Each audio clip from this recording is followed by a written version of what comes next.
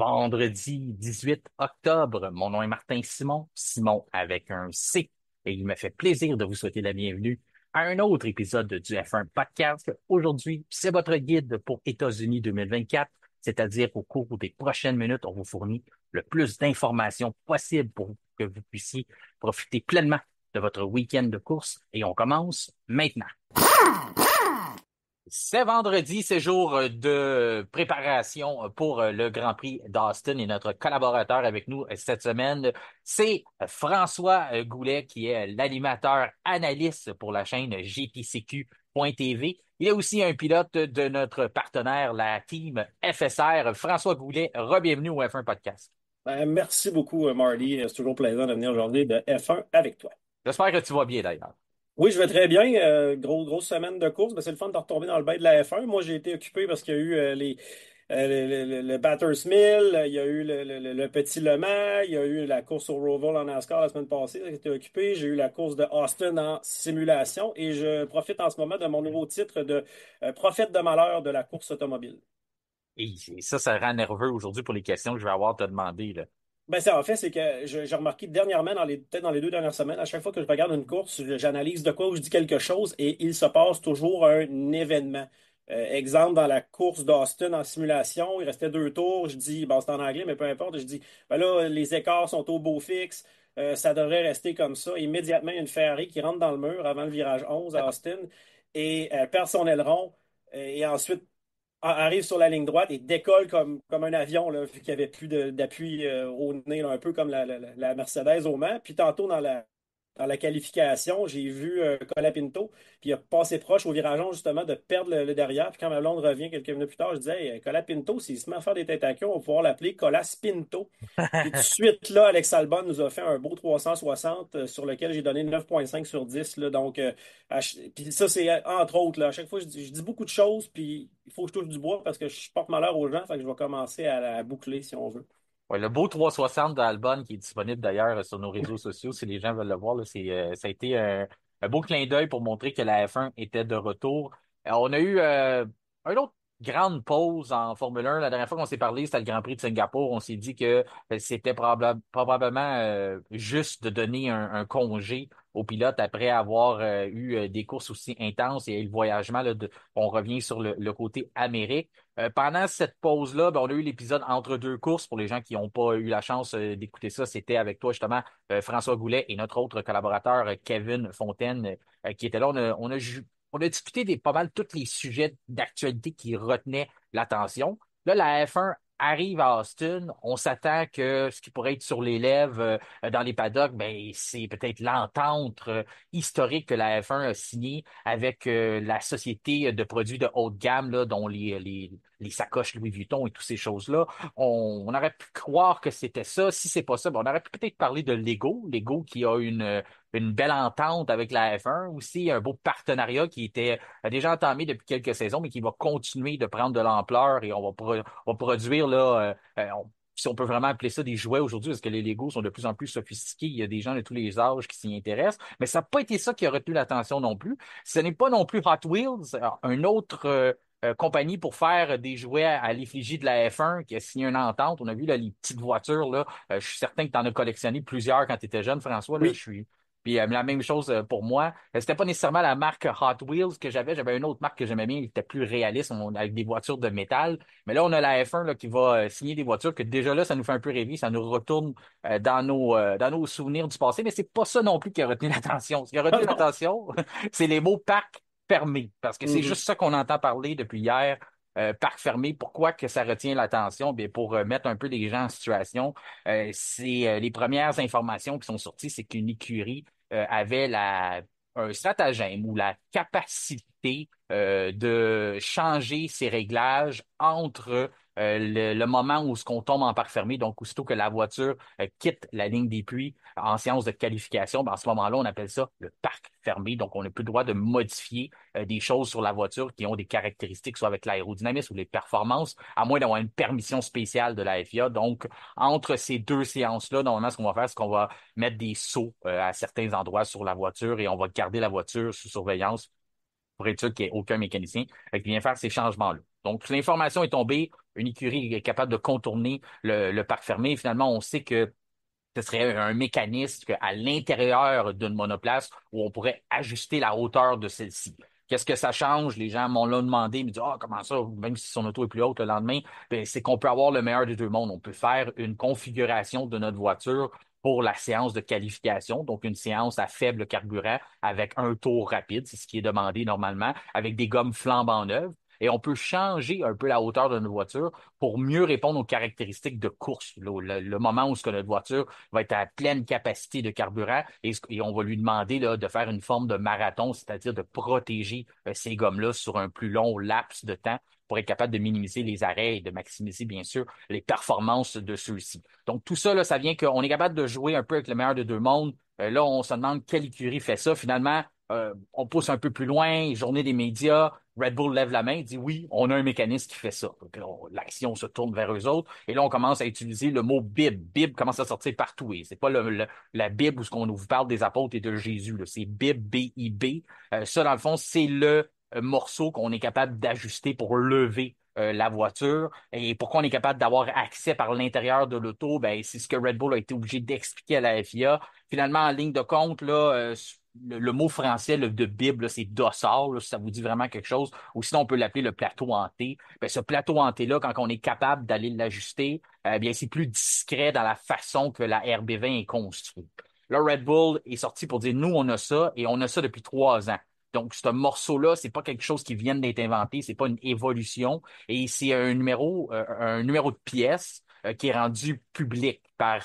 On est obligé, là, on a des documents qu'on remet à la FIA pour les pièces qu'on utilise lors d'un week-end et cette belle paperasse-là est disponible à tout le monde, donc à tous les autres écuries, on est capable de voir ça. Donc, il y a finalement quelqu'un après 3 ans qui a remarqué que l'écurie avait une pièce qui est pas nécessairement sur les listes des autres écuries. On s'est posé des questions sur c'était quoi ça. La FIA a dit c'est une forme de l'enregistrement lorsqu'on configure la voiture, lorsqu'on construit la voiture. Et là, la FIA, McLaren a soulevé la crainte de dire oh, ben là, moi, je pense que peut-être qu'ils s'en servent en parc fermé. En tout cas, grosse explication courte pour vous mettre en situation.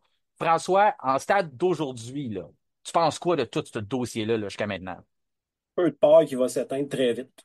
Dans le fond, quand on a appris la nouvelle, ben, on est un peu dans le néant. On ne savait pas exactement de quel type de dispositif c'était. Moi, même quand je l'ai lu là, sur la page et quoi que ce soit, j'étais comme, OK, est-ce qu'il contrôle la distance? Ça me rappelait un peu les suspensions actives début 90, un peu. Je disais, OK, est-ce que quelqu'un a remarqué une différence de hauteur entre la fin des qualifs et le début du Grand Prix? Là, évidemment, j'essaie de me renseigner à droite à gauche, on en discute entre nous autres, et pour se rendre compte au final que aussi se poser excuse-moi avant ça, se poser la question comment ils ont fait pour s'en rendre compte, parce que j'entends parler qu'ils n'ont aucune preuve qu'ils l'auraient fait. Et là, ben, comme tu dis, c'est une pièce qui n'est pas sur les autres voitures, ça soulève la question. Ben, en même temps, Horner s'est défendu tout à l'heure en disant, écoutez, là, si vous voulez aller toucher à cette pièce-là, vous pouvez pas y aller discrètement. C'est pas un levier dans le cockpit du pilote que tu fais zoup, puis que l'auto change de hauteur. Donc, au final, cette pièce-là n'a vraisemblablement, en tout cas, là, selon toute vraisemblance, n'a pas été touchée. Donc, feu, tu sais, je veux dire, c'est juste pour peut-être déconcentrer Red Bull, justement. Si McLaren lève la main, c'est de bonne guerre, là. Mais d'après moi, ça va juste là, mourir dans l'œuf, là. Parce qu'en même temps, je sais que la FIA a scellé la pièce, là, puis tu parlais de ces fameux sauts. Tout à l'heure, celle-là ne devait pas l'être, parce que justement, elle faisait pas partie un peu de, on va dire, de la tradition du scellant. Cela dit, je pense que ça va juste, ça va faire parler ce week-end, puis à la lumière de ce qu'on va voir, j'ai bien espoir que ça va se terminer assez rapidement, là, parce que je pense pas qu'il l'ait utilisé, là. Ben, selon toute vraisemblance.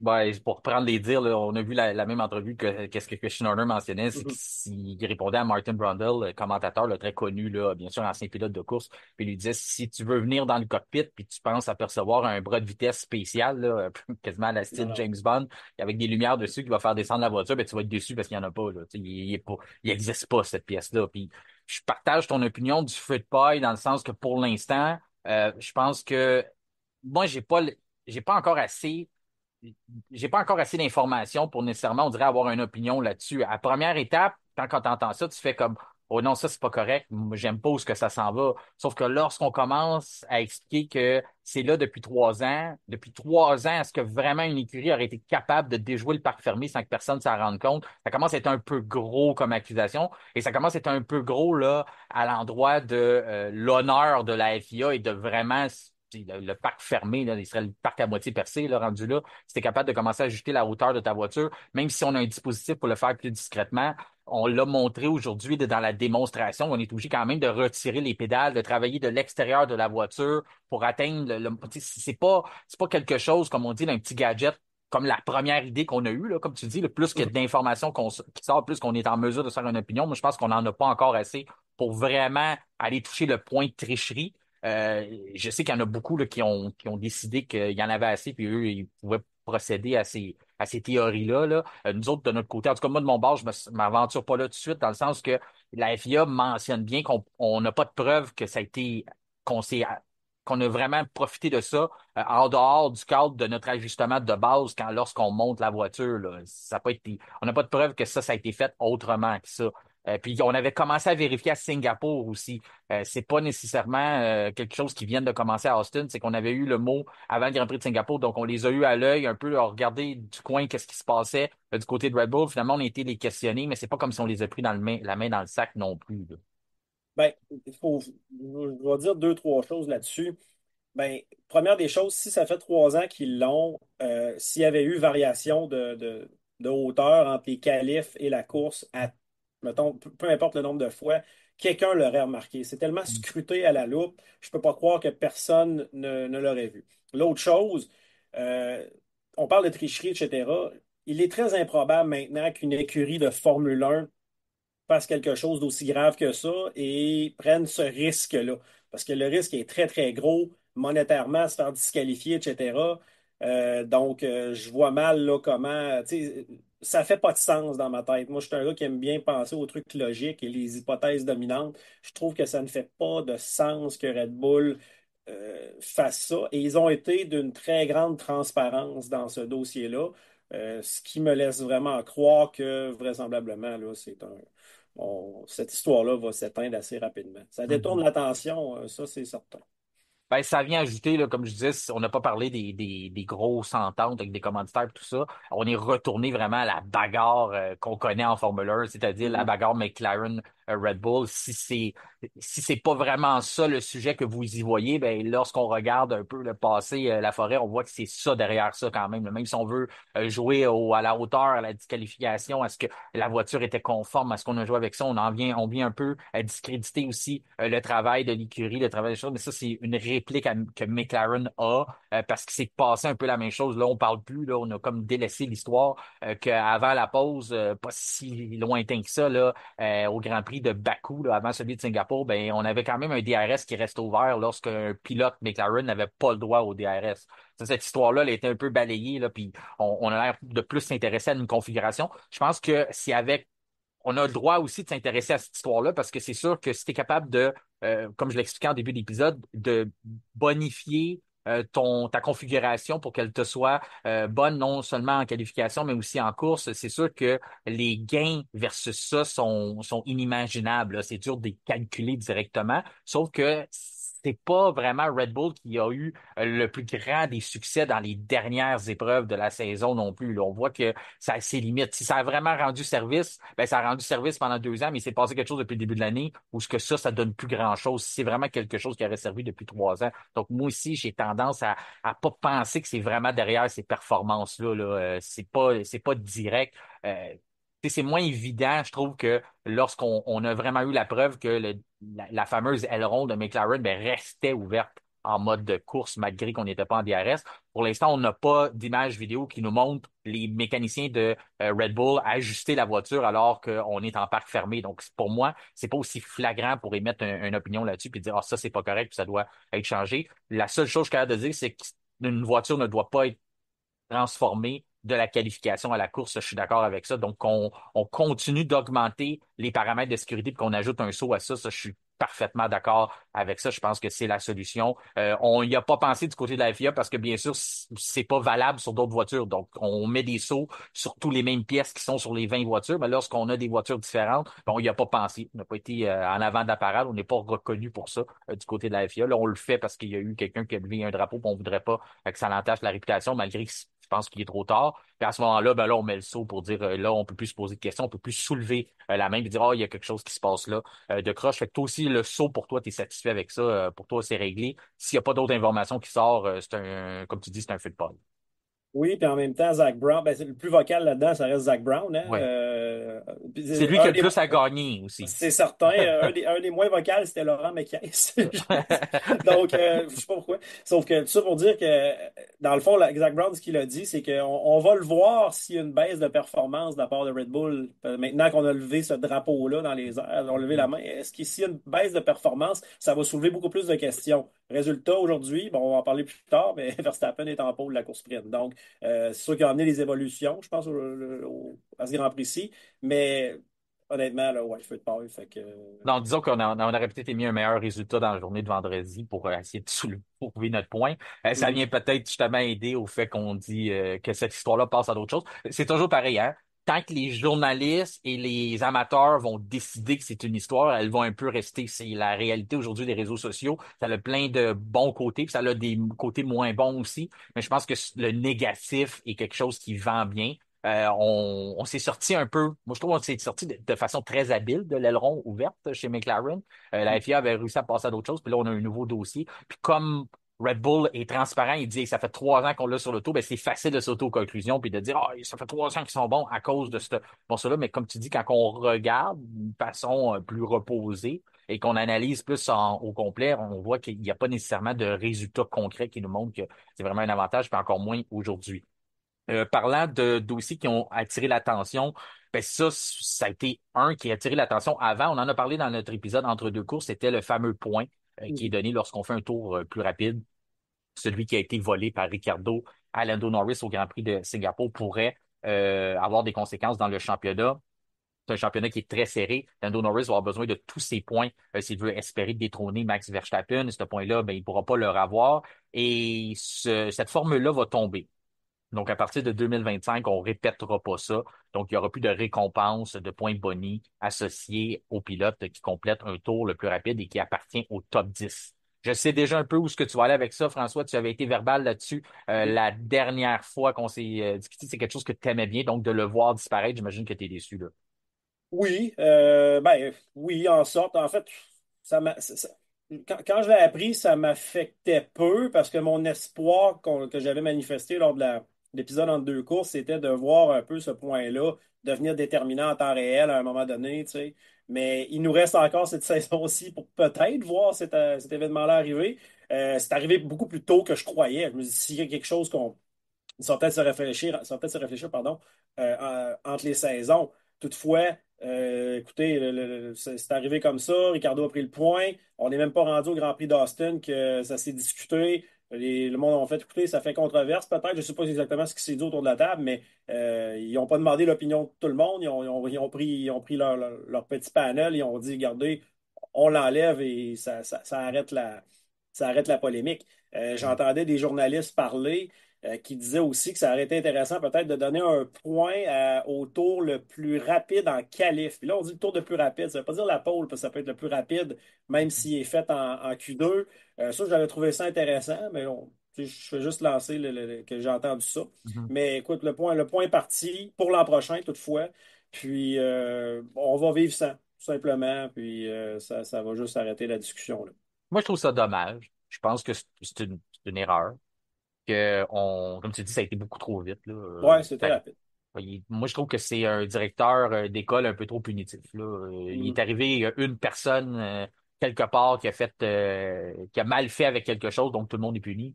Mhm. Puis encore là, je pense que je m'aventure même trop loin de dire que quelqu'un a mal fait avec ça, parce que en gros, on a voulu aller chercher le point pour Fernando Alonso.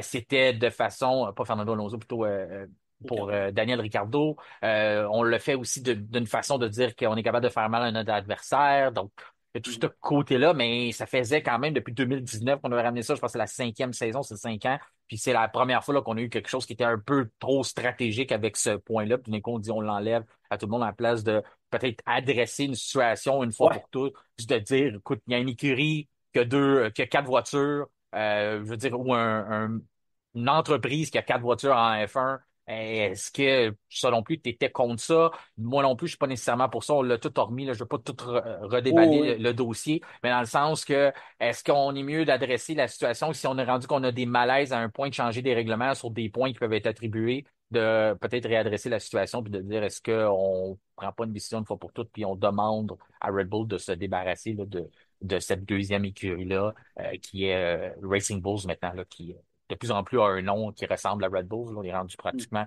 la même chose. Donc, à ce côté-là, est-ce que pour toi, est-ce que ça ramène ce débat-là? Aurais-tu aimé mieux que Red Bull soit obligé de vendre son autre écurie et qu'on garde ce fameux système de récompense-là? Ben, je vais la trancher en deux, la question. Je pense que pour le point, tu sais, quand je l'ai appris, ça m'a pas affecté tant que ça, mais peut-être qu'un jour, je vais m'en ennuyer pour telle ou telle raison. Ouais, Je c'est pense ça. toutefois qu'il aurait peut-être pu réfléchir, prendre le temps de réfléchir à une idée par rapport à ce point-là, peut-être certaines contraintes, là, certaines limites. Puis là, on parle de quelque chose qui doit être réfléchi longtemps. Là. On fera pas on pourra Non. pas, même nous, dans le temps qu'on aurait pour juste parler de ça, de faire notre podcast, hein, on pourrait pas peut-être trouver toutes les idées. À un moment donné, tu te couches, tu fais, ah, j'avais pas pensé à ça. Je pense que ça aurait pu être réfléchi plus longtemps pour trouver une façon peut-être de garder ce point-là. Pour ce qui est de Red Bull, ben, tu sais, le Racing Bull, pardon, qui est le problème, ben, comme j'ai dit l'autre fois, c'est un droit acquis qu'ils ont, ils ont sauvé une équipe, etc. Moi, j'étais moins contre le fait d'être 4 contre 2, mais tu sais, si l'écurie se mêle de leurs affaires et qu'ils n'interfèrent pas dans un championnat, tu sais, moi, ça ne me dérange pas du tout qu'ils soient là, mais forcer l'équipe à vendre, ça aurait probablement fait encore plus polémique ou quoi que ce soit. Là, on parle, puis tu sais, ça serait probablement rendu en justice. Là, on parle d'entreprises qui valent des millions, voire peut-être même dans le milliard de dollars. Donc, euh, je ne sais pas comment ça va se passer avec Racing Bull dans le futur, mais on dirait qu'il n'y a aucun signe de leur part qui veulent se débarrasser de cette équipe-là et qui vont le faire, du moins à date. Ben, il y a une chose qui est sûre, Racing Bulls en date d'aujourd'hui, si ça dépasse les milliards, ben Bon, c'est ça. le milliard, Ouais. euh, c'est sûr à ce moment-là, on voudra avoir le montant. On ne vendra pas ça à moitié prix. On pourrait Non, dire non, certainement à pas, là. la F1, trouvez-nous l'acheteur, puis c'est correct, on va vendre. C'est pas quelque chose qui était hors de question. Ça a été sur la table même. Je pense que là, on a trouvé une façon aussi de se dire on est mieux de garder l'écurie. Puis il y a une façon de faire de l'argent parce que en ce moment, c'est en train d'augmenter beaucoup la valeur des équipes sportives en général là, dans le monde. Donc, à ce moment-là, c'est peut-être pas nécessairement c'est peut-être un bon temps pour vendre, mais c'est peut-être un temps aussi pour continuer à faire de l'argent. On a décidé d'attendre, mais je suis certain que si on mettait un pied à terre et on disait, on vous trouve un acheteur, faut vous régler ce problème-là. Je pense que si on trouve le bon prix, là, en tout cas, on pourrait Ouais. pas être surpris qu'on vende. Mais ouais, je suis un peu, en tout cas, je suis comme toi, moi aussi, je pourrais pas en arriver là, mais dans le sens, puis on n'est même pas capable de prouver qu'il y a vraiment eu, qui se sont pas mêlés de leurs affaires, parce que ce point-là, techniquement, il est valide à tout le monde. Ils ont Mhm. décidé d'aller le chercher. On l'a dit, la situation que Haas a essayé aussi, même si Ferrari n'est pas propriétaire, on a quand même un partenariat qui est assez étroit. Williams peut essayer d'aller prendre des points. On a un partenariat étroit avec Mercedes. Même chose pour Aston Martin. Lance Stroll avait essayé d'aller prendre le temps, le tour le plus rapide à Lando Norris à Monza, même s'il n'y a pas nécessairement une histoire qu'on peut trouver peut-être en arrière de ça, rattaché à ça. C'était juste le fait qu'il était sur la table, on voulait aller le chercher. Lando Norris en a jamais eu dans sa carrière. Donc, en tout cas. Ouais, Ben, à propos de ça, là, ouais, puis je pense que personne n'a dit ça, mais personne n'a soulevé le fait que c'était la dernière. Ben, on croyait vraiment, probablement que ça se savait à l'interne, que ce serait la dernière course de Daniel Ricciardo. ben oui, Pourquoi pas lui donner ce petit bonheur-là c'est ça. aussi? Donc, tu sais, personne jase de ça. Ben, la Donc, première idée, c'était ça. C'est ce ouais. que Laurent Mekies voulait faire. C'est comment ça a été vendu. Mhm. Jusqu'encore là, ben, c'est un peu comme l'histoire qu'on mentionnait tantôt. On peut faire le narratif qu'on veut. Si on sait que Red Bull est capable de descendre sa voiture, ben là, on peut décider de dire qu'il l'utilise depuis 3 ans, puis toutes les victoires sont liées à ça. Sauf qu'on n'a pas de preuves concrètes de ça. Mhm. Donc, la même affaire pour Daniel Ricciardo. On peut s'aventurer puis dire, ah, ils l'ont fait pour voler le point à Lando Norris. Il y a Ouais. matière de ça, sauf que la preuve qu'on a, c'est que ça a été fait en bonne et due forme pour récompenser un pilote qui a été là pendant plusieurs saisons puis qui a donné de sérieux services, non seulement à l'écurie Red Bull, mais aussi à la F1 avec son franc-parler, puis son image, son sourire, toutes ces choses-là. Là. Je pense que l'histoire, à la base, c'est ça. Là. Mhm. Tout à fait. Si se complète l'actualité pour aujourd'hui, là, ces deux gros dossiers-là ont retenu l'attention, même s'il y en a un là, qui a finalement pris toute la place. Puis on risque d'avoir l'opportunité d'en parler d'autres fois. Mais si tu veux bien, on va passer à ce qui s'est passé aujourd'hui là, à la journée de vendredi en direct de Austin, au Texas.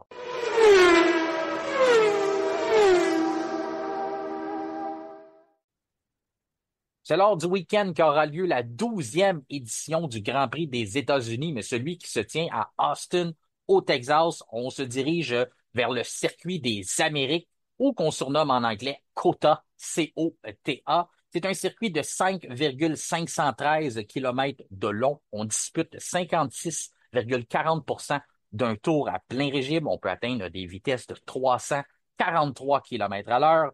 20 virages, et c'était en 2012 qu'on avait inauguré ce circuit-là qui a rejoint le calendrier de F1. On avait choisi de donner l'opportunité à Mario Andretti de l'ouvrir officiellement, lui qui avait fait un tour à bord de sa 1979 John Players Special, la voiture avec laquelle il avait remporté son championnat du monde. Il est d'ailleurs le dernier Américain à avoir remporté ce titre-là. Si je te demande à toi, François Goulet, le circuit de Coda, Circuit of the Americas, comment tu penses, c'est quoi ton opinion versus ce Grand Prix-là et ce circuit-là qui a déjà sa 12e édition, là. Donc, on peut déjà se faire une bonne opinion de savoir est-ce que c'est un circuit qui devrait rester au calendrier ou c'est un circuit que ça ne te dérangerait pas de voir disparaître, même s'il n'est pas menacé du tout. Là. Au contraire, les circuits aux États-Unis se portent bien.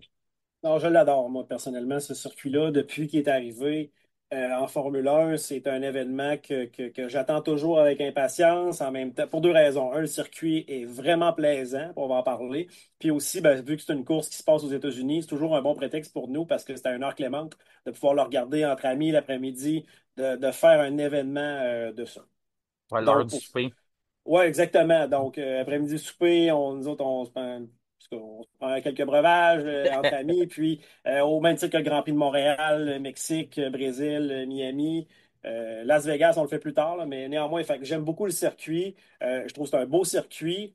Ça a réussi à ramener la F1 aux États-Unis de façon très forte après tu sais, on va dire les échecs à Indianapolis qu'on a eus par le passé. Là, on ne parlera même pas tu sais, de Las Vegas, Caesars Palace. Tu sais, les grands prix qu'il y a eu aux États-Unis, il y en a eu des bons, des moins bons, mais celui-ci vraiment euh, compte beaucoup de points et le circuit est très intéressant. Ils ont pris des petits morceaux des circuits les plus légendaires autour du calendrier de F1, puis ils ont fait un melting pot de ça.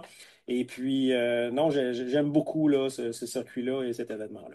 Mais une des caractéristiques qui ressort un peu, là, c'est l'ondulation du Mhm. circuit. Ça a été fait un peu. C'était pas vraiment voulu, là. En gros, c'est que ça a été construit sur un sol mou. Puis après ça, il y a eu ces ondulations-là. Là. Le sol a travaillé. Puis le circuit est venu là, vraiment faire des formes d'altitude un peu à certains endroits. Quoi qu'on en avait désiré une, là, on avait décidé que le premier virage serait quelque chose d'assez spécial. Là. C'est sûrement ça que tu as en tête aussi quand tu mentionnes les caractéristiques de ce circuit-là. Là. C'est la montée là, qui est assez raide là, de 11%, aussi un dénivelé direct au virage 1, puis ça vient assez large là, du fait que chaque coureur peut un peu choisir sa propre ligne de conduite pour décider d'aborder ce premier virage-là. Puis des fois, ce que ça fait, ben, ça cause un peu ce qui est arrivé avec Carlos Sainz il y a quelques années, c'est qu'on voit pas nécessairement ceux qui sont à l'intérieur, ou ceux qui sont à l'intérieur, ben, ont pas nécessairement l'impression que ceux qui ont choisi l'autre trajectoire, bon, vont venir se refermer sur nous. Donc, c'est assez, comme dans tous les circuits, mais c'est encore plus vrai là, qu'à Austin, il faut être capable de passer le premier virage, là, parce que c'est là que ça peut se gâcher. Là. On gagne pas nécessairement la course au premier virage, mais on peut très bien la perdre là. Là. Oui, ben ça rentre à des. Moi, j'ai vu souvent du 5 de large. La première année que j'ai vu Mhm. ça, j'ai vraiment aimé ça parce que ça rentrait à 5 de large, mais ça ressort pas à 5 de large. C'est Donc, ça. c'est vraiment intéressant. C'est un virage aveugle qu'on appelle, donc on voit pas du tout où on va. Il y en a qui tentent le plongeon à l'intérieur. Et puis, même si la Formule 1 y est, j'ai vu beaucoup de séries là-bas. Donc, à tous les coups que je vois une série courir là-bas, c'est toujours un peu on va dire la même chose, les voitures au virage numéro un, ça peut être l'hécatombe, là, vraiment. Là. Donc, faut être discipliné. Il y en a qui se font pousser à l'extérieur un peu, mais ils n'ont pas le choix. Ensuite, Il y a des S qui ressemblent un peu au S de Senna. Ensuite, on a comme la portion Silverstone, si on veut. Donc, on sait que si on manque un de ces virages-là, on se met dans le trouble pour les suivants. Donc, on perd beaucoup de momentum. La longue ligne droite après le virage 11, ben, elle, je l'adore parce que justement, elle permet des dépassements. On voit souvent les gens plonger à la dernière minute au 12. Ensuite, la section, je dirais, là, vers la fin là, des autres virages, tu sais, elle était intéressante parce que les lignes de course là, avec les points de corde plus retardés, tout ça, ou tu sais, les triples points de corde, c'est intéressant, mais il n'y a pas beaucoup de dépassements qui se font là. Quoique quand il y en a un qui se met dans le trou, ben oui, on peut avoir du 2 de large. Donc, ça reste toujours intéressant. Puis j'ai vu que le virage 19 se prenait très vite, là, puis que les gens allaient des fois un petit peu à la limite du vibreur, puis qu'ils pouvaient euh, échapper la voiture là. Donc, ça avec, là, les pilotes aujourd'hui ont vraiment poussé. Puis, on l'a vu, là, il y en a qui ont passé proche de perdre le contrôle, et il y en a qui ont vraiment un beau circuit. Et je ne voudrais pas le voir disparaître. Puis je pense de toute façon qu'il va être là pour longtemps. Ben, on est vraiment réussi à installer tout un succès autour de ça. Au début, on donnait pratiquement les billets pour venir à la course, puis on donnait un concert avec ça. Il y a plus de gens qui s'étaient déplacés pour aller voir Taylor Swift il y a quelques années que la course en tant que telle. Et puis, c'est Christian Horner là, qui mentionnait il y a environ quelques années. Il dit maintenant, je pense que si Taylor Swift voulait venir au Grand Prix, il faudrait qu'elle demande des billets, puis elle serait pas sûre qu'elle en aurait, là. Plutôt qu'avant, c'était elle la tête d'affiche. Donc, c'est un peu pour montrer ça, là, que la musique est rendue juste un à côté du Grand Prix. Les gens veulent vraiment voir la course et ça, bien sûr, c'est un des nombreux résultats de la série Drive to Survive.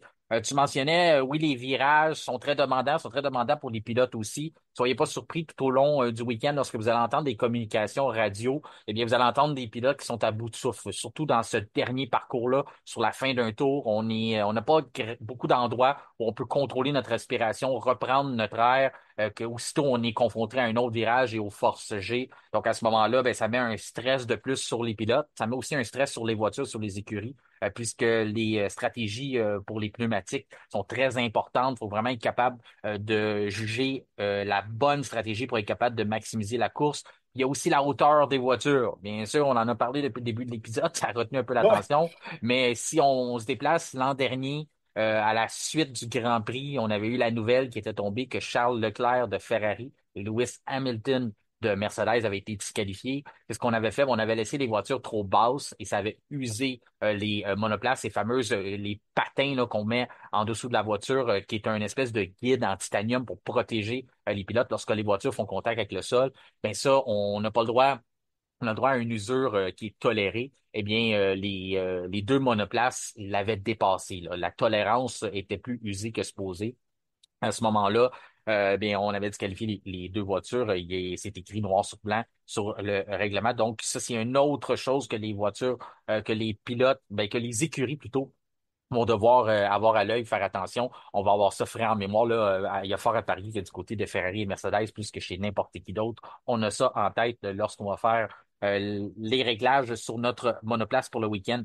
Les améliorations qui ont été apportées, une petite chose un peu spéciale, là, c'est que normalement, sur un week-end de course sprint, les écuries ont cette petite réticence-là à vouloir apporter du nouveau matériel. On n'a pas de séance d'essai libre, trois séances comme à l'habitude, on en a seulement qu'une le matin, une qui est pas très représentative. Puis à ce moment-là, on faut vraiment être capable de trouver nos bons réglages très rapidement. On l'expliquait, c'est important aussi à ce circuit-là. Donc, on ne veut pas normalement ajouter ce facteur-là, le facteur erreur ou le facteur d'analyse qu'on n'a pas.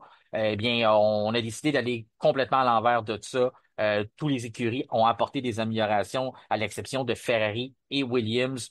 Pourquoi qu'on en voit autant? Ben, on a eu plus que 3 semaines de préparation, et ce qui est contraire à aux semaines de vacances, la pause d'été, c'est que les écuries avaient le droit de travailler sur leur voiture, avaient le droit de travailler sur leur concept, et c'est ce qu'on voit là, c'est le résultat. Pas nécessairement d'études en soufflerie, parce que j'imagine que ça avait été fait à l'avant, mais de beaucoup de travail au niveau du département de la conception pour être capable de livrer. Du côté de Red Bull, on a une voiture qui est assez modifiée. Du côté du plancher, ce qu'on veut ramener, c'est la stabilité. On a une espèce de discorde qui s'est installée entre l'avant et l'arrière de la voiture qui faisait que lorsqu'on rentrait dans les virages, ben, on avait des sous-virages qui était assez déplaisant. Ça empêchait les pilotes de prendre complètement confiance et d'attaquer les virages de la bonne façon. Aussitôt qu'on tentait de le faire, ben, on usait nos pneus parce qu'on était obligé de maîtriser ce déséquilibre-là entre l'avant et l'arrière. Du côté de Mercedes, ben, on a une nouvelle suspension et on a aussi modifié la géométrie des pontons. Donc, tout ça pour mieux aligner, encore une fois, pour être capable de mieux maximiser l'appui aérodynamique.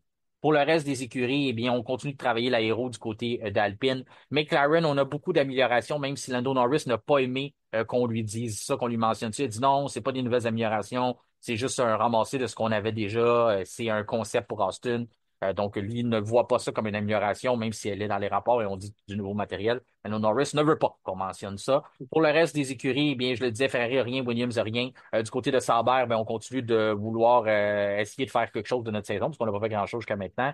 Du côté de Racing Bulls, eh bien, quelques modifications pour aider la stabilité de la voiture. Du côté d'Aston Martin, on a été très agressif.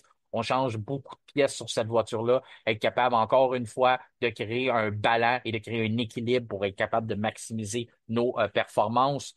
Du côté de les autres écuries, eh bien, Mercedes, je le disais, des grosses améliorations. Du côté de Haas, on est chez nous en Amérique. On a annoncé une grosse nouvelle qu'on va se joindre maintenant au côté technique de Toyota. Ça a été, on vous en avait parlé un petit peu là, il y a quelques mois. Ça a été confirmé. On peut déjà voir l'association Toyota. Donc, on va donner un support technique à l'écurie Haas. Eh bien, on a apporté des améliorations pour le week-end et jusqu'à maintenant, ça semble porter fruit. Pour ce qui est de la première séance d'essai libre, bien, on a d'habitude, on le prend puis on met ça aux poubelles. On prend pas trop d'importance à ce qu'on voit dans ces statistiques-là.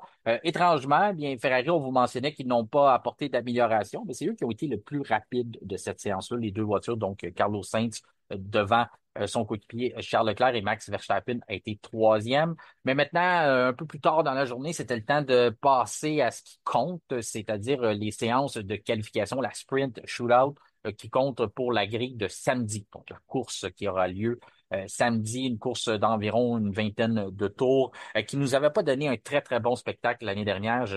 J'imagine que on a décidé de donner une seconde chance à Austin. Comme c'est un circuit où on doit contrôler l'usure des gommes, ben, à ce moment-là, c'est pas nécessairement gage de succès pour une course sprint où ce qu'on préfère de loin voir les pilotes pousser à fond et être capable de nous donner un spectacle dans cette course-là à formule réduite. Dans les qualifications d'aujourd'hui, la pole qui va à Max Verstappen de ton côté, François, est-ce que ça t'a surpris ça ou tu l'attendais fort au retour du long congé? Ben, je l'attends fort pour le restant de la saison parce que je sais que c'est un pilote qui peut justement livrer la marchandise on en discutait. Est-ce que, ben en fait, je pense aussi, on entendait, mettons, Jenson Button en parler. Est-ce que il va s'asseoir sur son avance pour essayer justement de minimiser ses pertes? Mais non, Max Verstappen, c'est pas un pilote qui est comme ça. J'ai pas besoin de Jenson Button pour nous le dire, on le sait. C'est un gars qui est toujours à fond. Donc, bon, oui, on a amené des améliorations, comme tu as dit.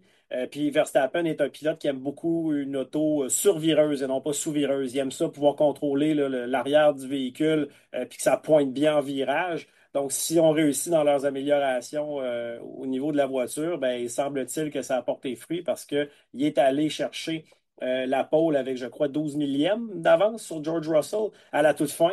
Donc, c'était spectaculaire. Puis, c'est une mauvaise nouvelle pour Lando Norris parce que moi, je m'attendais vraiment pour la fin de saison que Norris peut-être ait toujours gratté un peu plus haut là, dans les points que Verstappen, mais ça a l'air que Verstappen n'a pas dit son dernier mot à ce niveau-là.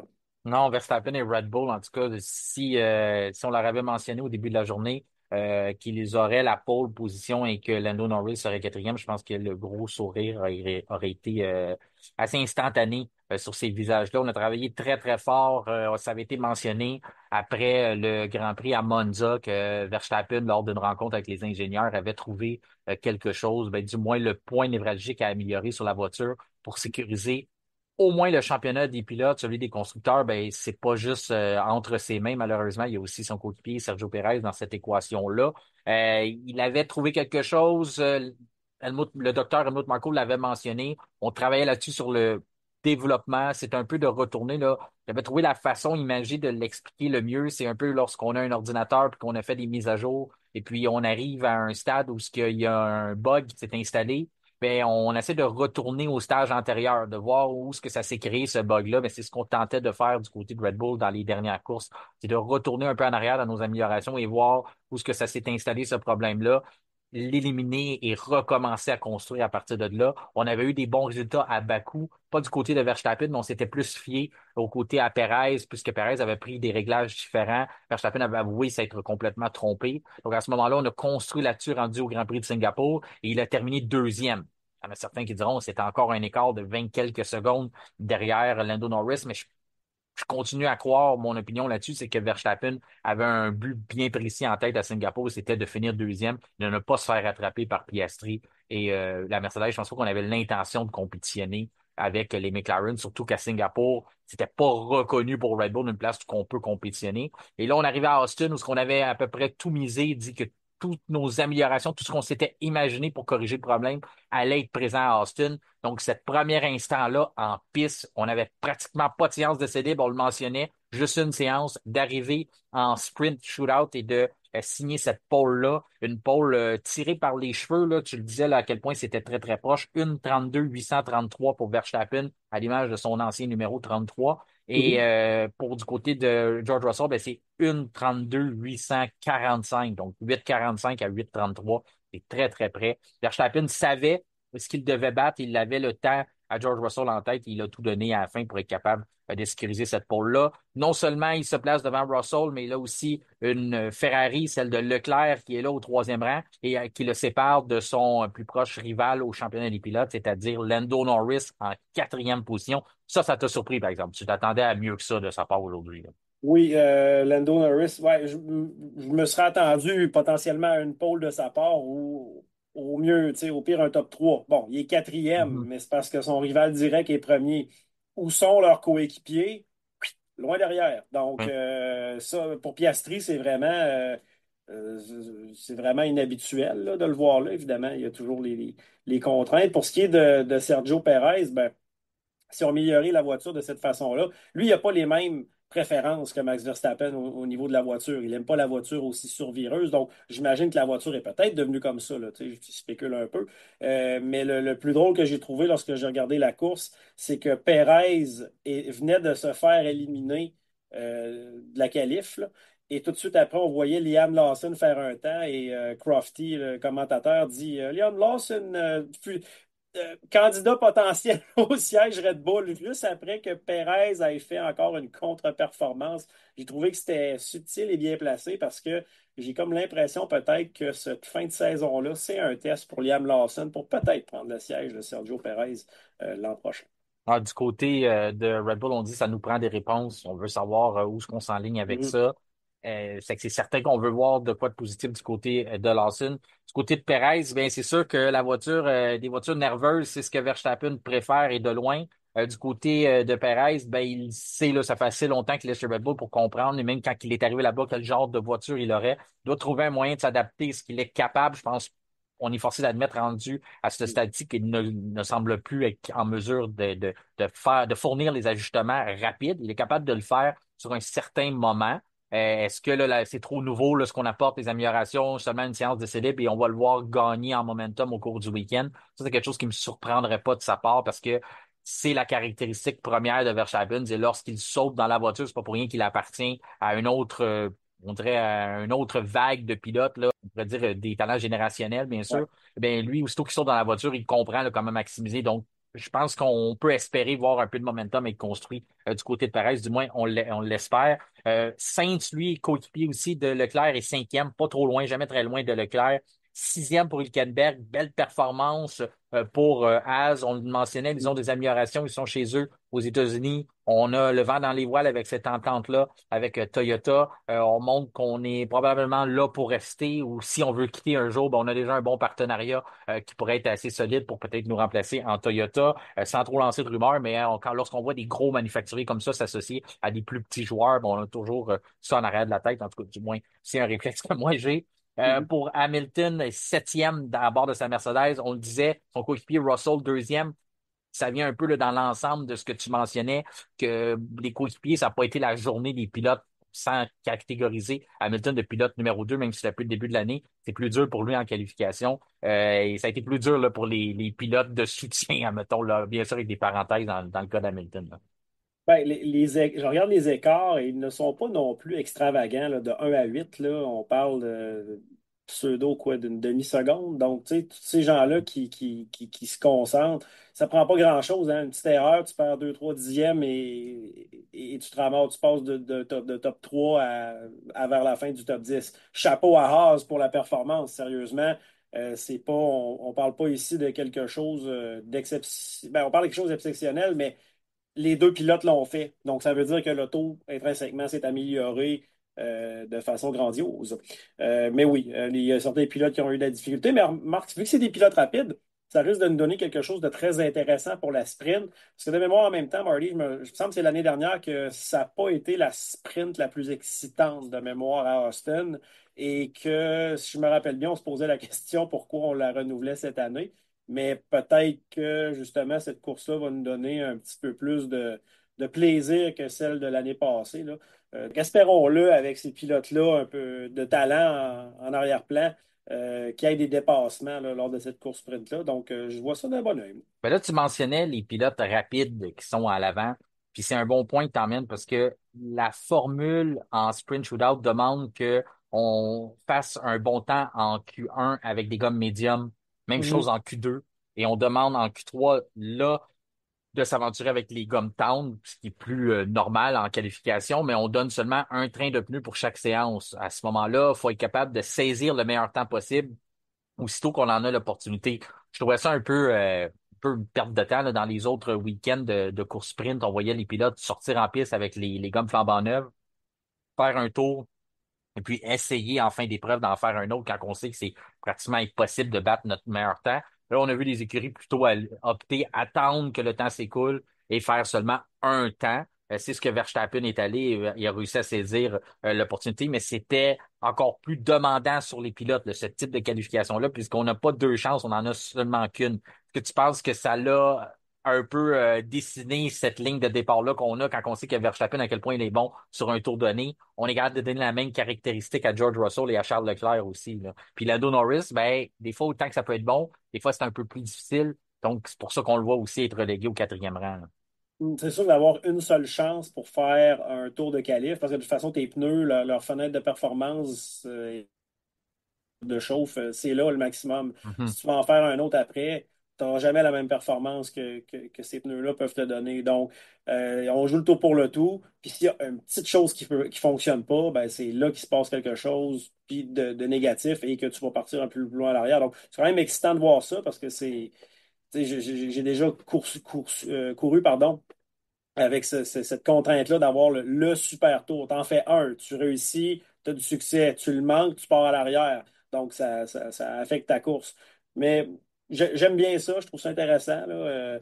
Ça se fait vite, puis on voit des pilotes, comme on dit, vraiment prendre le dessus, avec la confiance, arriver, puis réussir à faire vraiment un coup d'éclat, faire un tour performant, puis justement se donner une meilleure chance d'avoir un beau résultat. Donc, j'aime vraiment le concept. C'est ça, parce que là, on voit Hamilton, mais ça a été plus compliqué. Hülkenberg, lui, s'est bien positionné, même si tu dis belle performance. Pour Hülkenberg, on est rendu un peu habitué de le voir percer le top 10, mais ça reste toujours un accomplissement en soi. Il faut pas prendre ça pour Mhm. acquis parce que ça demande énormément d'efforts puis énormément de concentration pour être capable de pousser une Haas dans le top 10 aussi souvent qu'il le fait. Il devance Hamilton dans la Mercedes, c'est sûr que c'est pas souhaité. Hamilton, il a eu aussi eu à lever le pied là, pour un drapeau jaune. Il n'aurait vraiment pas eu à le lever, il aurait pu le maintenir, mais voulu en tout cas jouer de prudence, ça aurait pu aussi nuire à son temps. Magnussen, huitième, c'est une très belle performance de sa part. Lui, on n'est pas habitué de le voir suivre son coéquipier d'aussi près de ça, donc il l'a bien fait. Profite un peu, comme on disait, là, des malheurs de Perez et Piastri qui auraient dû normalement être des acteurs principaux dans le top 10 qui n'y sont pas. Tsunoda, neuvième. Colapinto, Franco Colapinto, dixième, une belle Évidemment. performance. Encore une fois, là, il commence à. Tu sais, on veut le valoriser, on veut dire ce qu'il fait de bien, puis il continue d'en rajouter. Tu Mhm. le mentionnais, là, tête à queue, petite erreur. Maintenant, on pensait que même quand il a fait le 360, je l'ai pensé que c'était peut-être lui, finalement, c'était son coéquipier Ouais, Albon. Je sais pas pourquoi, on a tout eu. porté à croire que le jeune dans la Mhm. Williams, pas trop d'expérience, c'est lui qui avait fait cette erreur-là, qui avait poussé un peu trop, mais c'est peut-être lui justement qui commence à mettre Albon sous pression. Perez, 11e à l'effigie de son numéro, 12e pour Pierre Gasly. Ça, je pense que c'est bon du côté d'Alpine. On apporte des améliorations. De voir la voiture au 12e rang, c'est correct. Lance Stroll, plutôt son fils, 13e.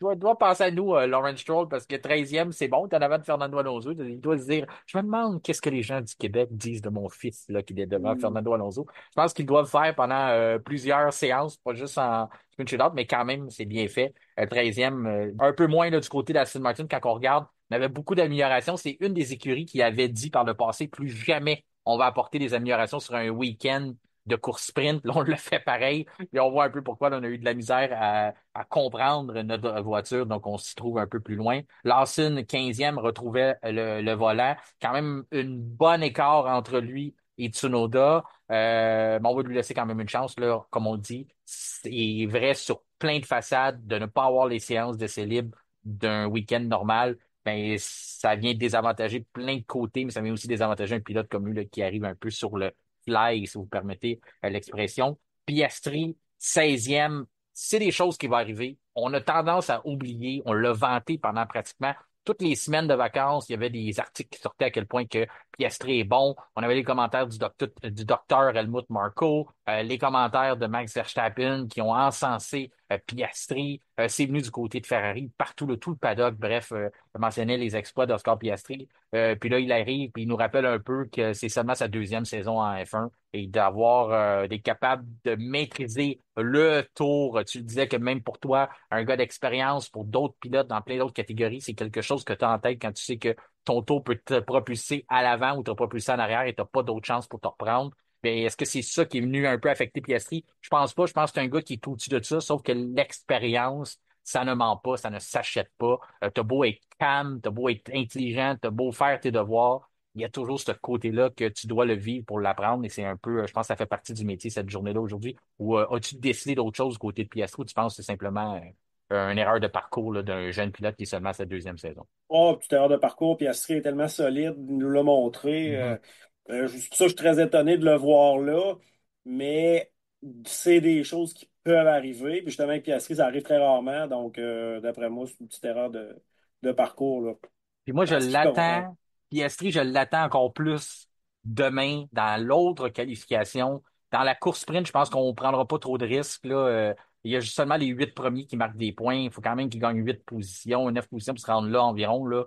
Je pense qu'on va protéger la voiture, mais il va surtout aller chercher faire une étude là, pour peut-être l'écurie au Mhm. complet, pour Lando Norris aussi, voir les bons réglages en mode course, puis être capable, parce qu'on peut les corriger, là, le fameux parc fermé qu'on discute depuis le début, ben, en mode sprint, on est capable, on a cette latitude-là de modifier nos réglages lorsque la course sprint va être terminée demain matin pour les qualifications du Grand Prix. Et donc à ce moment-là, moi j'attends Oscar Piastri à l'avant du peloton dimanche, ben, surtout dans la qualification de samedi après-midi, là, il va aller bien se positionner pour dimanche à cause de ce qui s'est produit aujourd'hui. Je pense qu'il faut vraiment pas le compter pour battu, il va vouloir se racheter. 17e pour Ocon, on en a parlé un peu au cours de la semaine sur F1 Podcast, les livrées spéciales là, pour être sûr que vous puissiez bien reconnaître.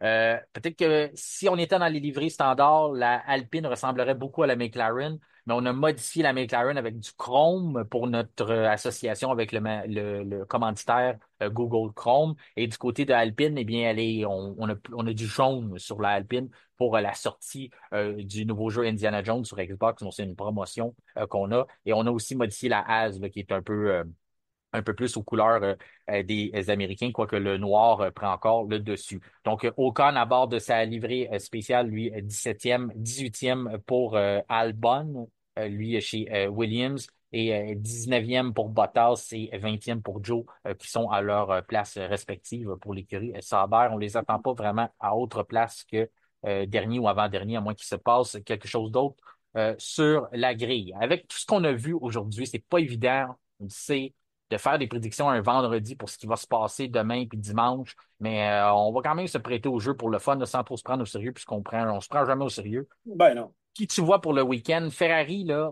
donner une petite information comme ça qu'on regardait. on se considère plus en confiance en gomme médium. Ça va être intéressant de voir demain la sprint. Je suis persuadé qu'on n'ira pas sur les gommes tendres. On va sûrement y aller en médium pour tous les écuries. On veut éviter un arrêt au puits, puis on ne se rendra pas à 20 tours là, avec la gomme tendre, là. Ça, je pense pas, là. Ça, c'est pratiquement impossible. Donc, Ferrari risque d'avoir un petit avantage lorsqu'on tombe en mode course. On dit qu'on était un peu surpris du rythme des autres écuries lorsqu'on est allé, on a quitté les gommes médium. On a surtout nommé Mercedes qui nous ont surpris. Donc, demain, est-ce que ça pourrait se réajuster de voir Mercedes reprendre un peu de recul par rapport à Ferrari qui avait été très rapide le matin sur les gommes tendres, donc les gommes médiums plutôt. Donc, à surveiller là, Ferrari, on a peut-être cet avantage-là dans notre manche. Et peut-être la même chose du côté de McLaren. On sait que depuis le début de la saison, on a tendance à gagner en performance lorsque les gommes deviennent plus dures. Donc, c'est une information quand même assez importante, puisque oui, la qualification nous montre quelque chose. Là, on a vu les gommes médiums en pratique lors de ces séances-là. Donc, on est capable de voir ce que ça va nous a donné ce que ça va nous a donné un peu en course, parce que ce qui est pour des gommes dans la gomme plus tendre qu'on avait en qualification, ça, on risque pas de la revoir en mode course. Donc, on peut faire cette petite étude-là. Donc, est-ce que tu t'attends à autre chose? Que tu vois Ferrari comme favori pareil à cause de cette information-là? Ou selon toi, c'est l'homme à battre, c'est Verstappen dans sa Red Bull ou ça reste Lando Norris chez McLaren? Verstappen va être l'homme à battre. Moi, Hein? je prédis que Verstappen va garder sa position.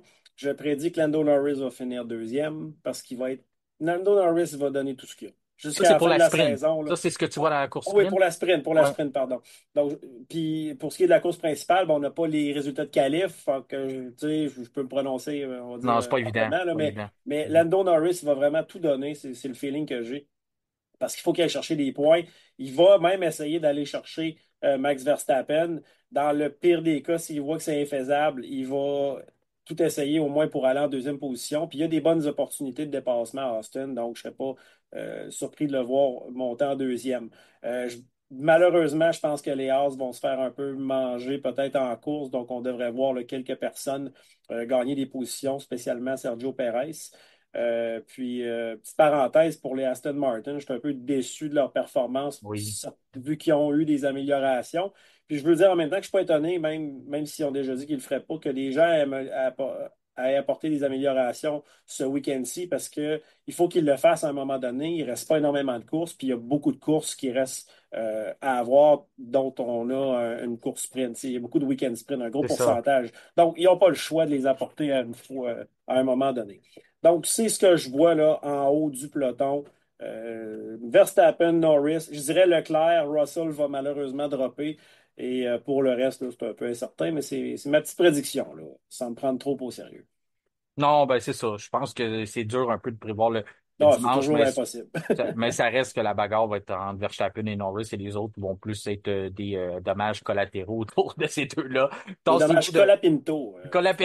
Oui, c'est ça. Restez dans le Ah, concept. prophète de malheur, faut que je touche à du bois, excuse-moi.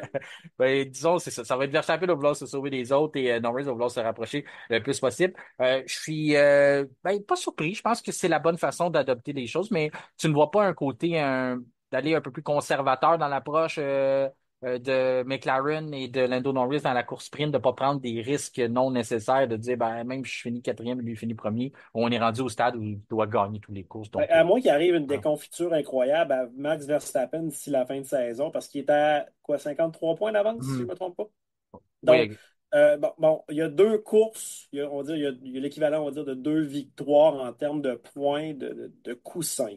S'il lui arrive, on va dire, s'il se retire d'une course et que Lando Norris gagne, là, ça s'amenuise beaucoup, cette avance-là. mhm. Mais les voitures sont extrêmement fiables maintenant. Il n'y a plus beaucoup de brimoteurs, etc., comme on en avait à l'époque. Donc, pour ce qui est de Verstappen, il va vraiment falloir qu'il y ait une malchance et que Lando Norris ait un succès ce jour-là pour qu'on voit une lutte au championnat vraiment se concrétiser.